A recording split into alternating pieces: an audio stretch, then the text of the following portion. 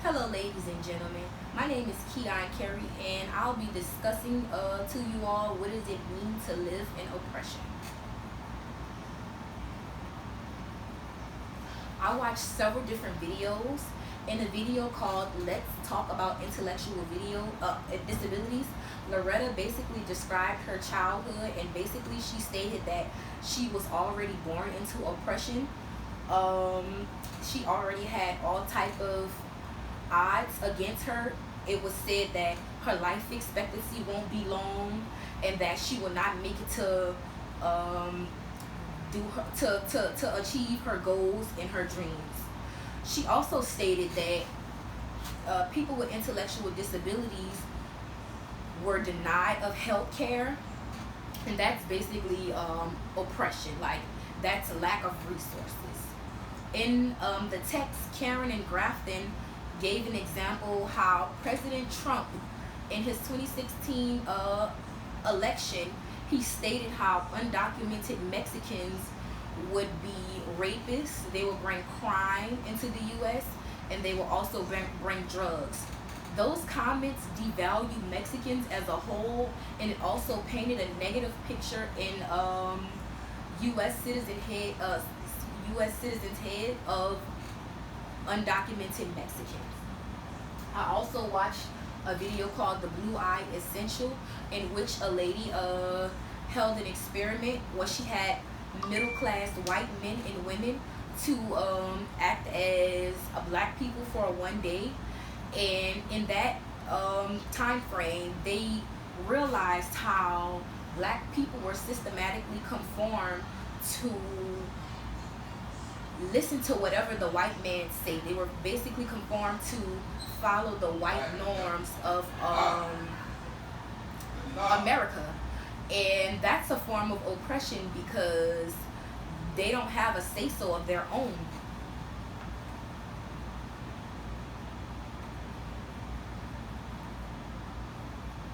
Stereotypes.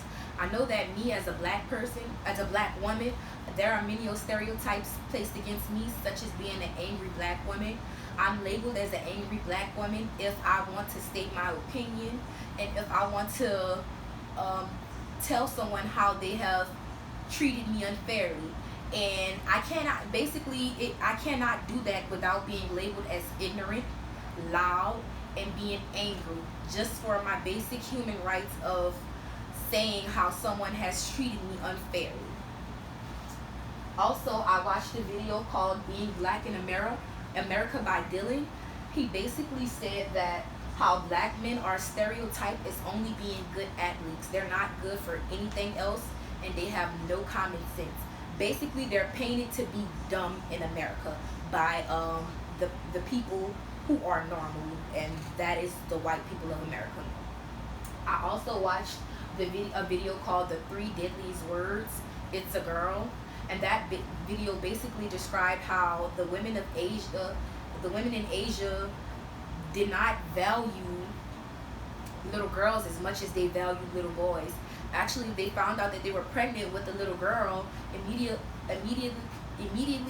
after giving birth, that they will kill that little girl and bury her just because it was a girl, just because of the sex of the baby. They wanted little boys. In Macklemore's music video "Same Love," he described how in third grade he was stereotyped as gay because he loved to clean his room and he knew how to draw, and that stereotype later on left him feeling confused as an adult, as in what he should be or what he wanted, like in love. Like, it left him feeling um it left him unknowing.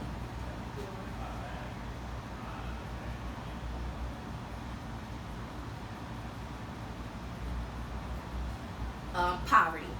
So I also watched a report from two older ladies in New Orleans from the Ninth Ward, a community called Press Park.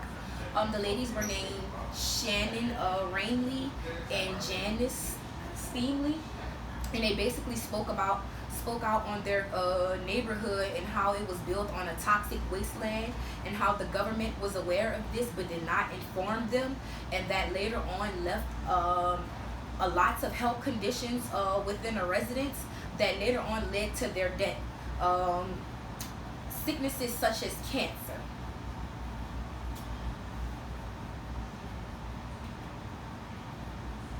Alienation. I also watched the video called Ask Me, What Does the LGBTQ Students Want Their Professors to Know? And it basically stated how they felt unwanted in the classrooms because they didn't know how the teacher would identify them. Like, they wanted to be called preferred names, and some teachers just would not do that. Like, they would email the teachers weeks in advance before the classroom started, and it just made them feel judged already from wanting to be who they actually are, and that left them feeling like they were unwanted and they was not a part of society, the norms of the whites. I also, referring back to Being Black in America by Dylan, he also stated that being black held division. That basically meant that from the color of your skin, that you are automatically not associated with the norm of America, which is being white. You are automatically put in your own group of Black America because we just do not fit the norms of the whites. I also watched, referring back to the video, let's talk about intellectual disabilities. She stated how going into her classrooms and then playing on the playground, they were segregated intentionally from the other students because of their intellectual disabilities, and that left them feeling unwanted, like no one wanted to play with them, like something was wrong with them, and like they did not fit in. So that left her, she stated how that left her feeling angry, like that left her feeling all of these angry mixed emotions from the alienation that was placed up on her as a child.